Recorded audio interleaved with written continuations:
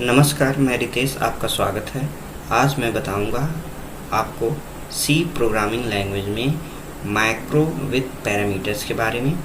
यह pre processor directory का video part 2 है। तो आइए स्टार्ट करते हैं वीडियो। हैज़ डिफाइंड डायरेक्टरी का प्रयोग मैक्रो विद पैरामीटर्स के लिए भी किया जाता है।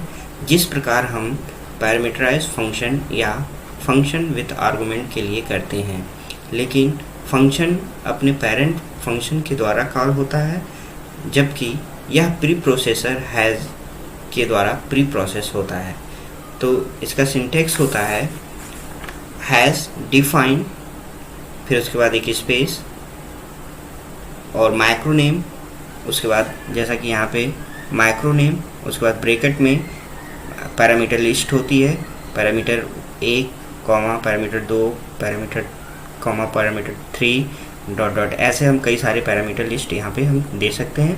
उसके बाद एक स्पेस हम देते हैं जिसमें हम मैक्रो एक्सपेंशन होता है।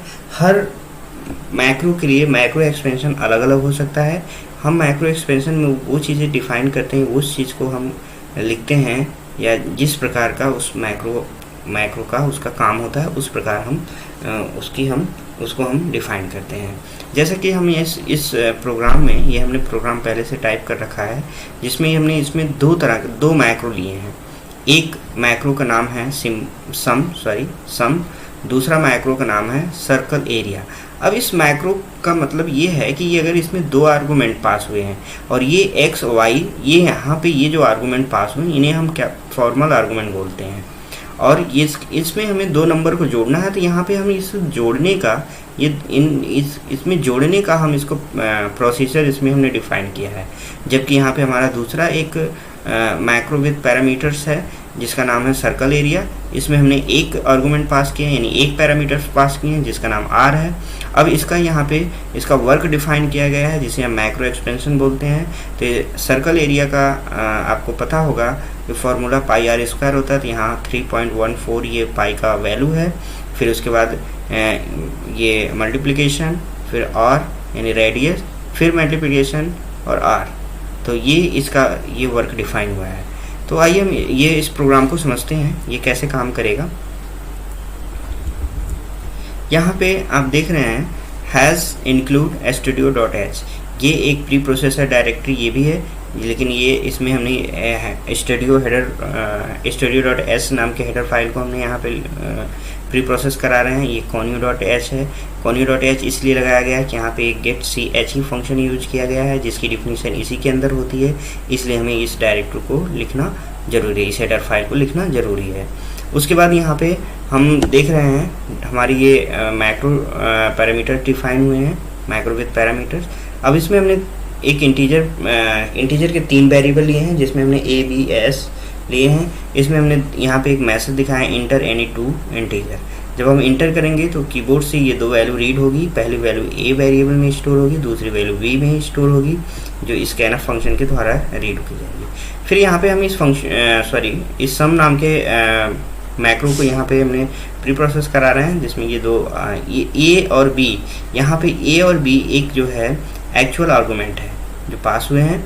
तो यहाँ पे ये जब जाएंगे तो यहाँ इसके अकॉर्डिंग ये काम करेंगे, और उसके बाद इसकी कैलकुलेशन s नाम के वेरिएबल में स्टोर होगी, और यही s हमको प्रिंट कराने पे हमें वो दिए गए 2 नंबरों का वैल्यू सम जो है हमको पता हो जाएगा।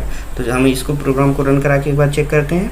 इस प्रोग्राम को रन कराने के लिए हम कंट्रोल F9 प्रेस करते हैं, कोई एरर नहीं। यहाँ पे आ गया inter any 2 integer. Suppose that हमने एक इंटीजर 5 इंटर किया,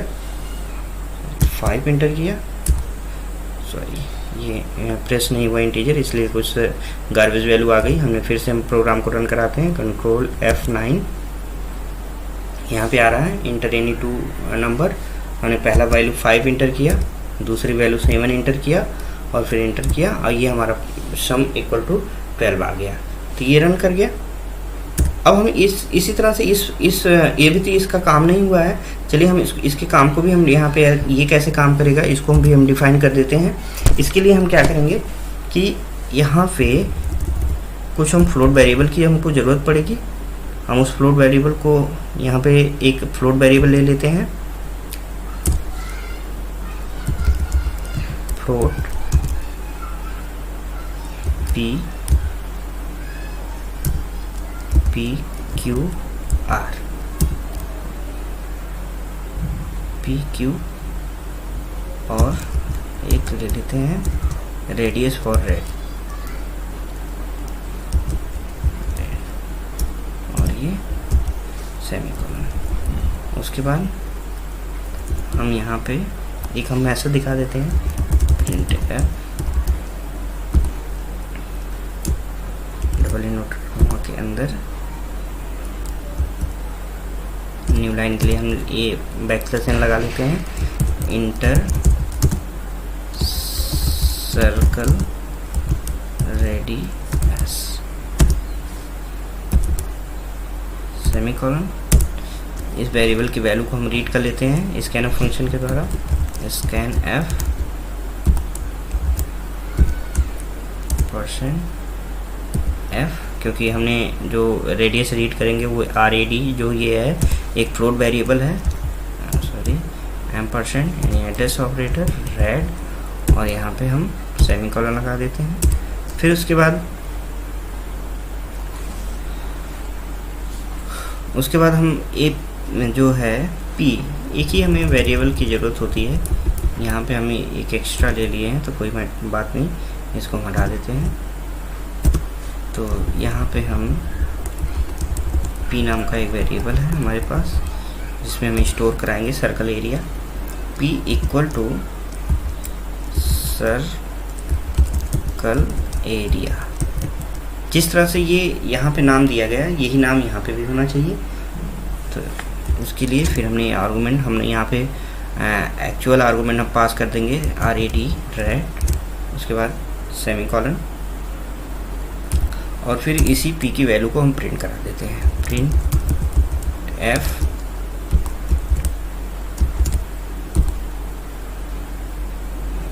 \n circle area equal to %f, और हमारा वेरिएबल कौन सा है जिसमें हमने वैल्यू ये कैलकुलेट करके स्टोर कर रहे हैं p, और हम सेमीकोलन लगा देते हैं।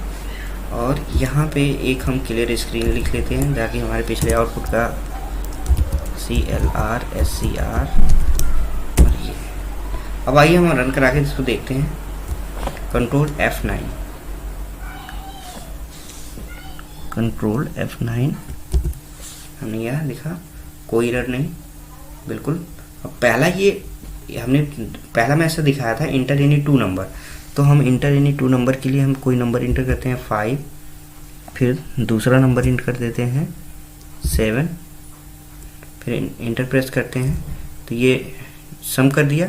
फिर अगली बार फिर हमारा ये सर्कल के लिए रेडियस मांग रहा है, तो हम रेडियस सपोर्ट दैट हमने 5 इंटर कर दिया, और फिर इंटर कर रहे हैं, ये हमारा रेडियस निकाल के हमको दे दिया। तो रेडियस हमको पता चल गया। एक बार आप सभी लोग इस प्रोग्राम को देख लीजिए और इसको नोट कर लीजिए या स्क्रीनशॉट ले लीजिए। इसका आपको बता दें, इसका नोट्स जो है हमारे डिस्क्रिप्शन बॉक्स में इसका लिंक दिया गया है, जहाँ पे आप क्लिक करके इसके नोट्स को आप डाउनलोड कर सकते हैं। अगर हमारे वीडियो में कोई गलती हो तो उसे कमेंट करके हमें ज़रूर बताएं। हमारे चैनल को लाइक करें, सब्सक्राइब करें और इसके नोटिफिकेशन बेल को ऑन कर लें, क्लिक करके ऑन कर लें, ताकि आपको जितने हमारे वीडियो हैं आपको सबसे पहले आपको उसका नोटिफिकेशन मिलता रहे। धन्यवाद।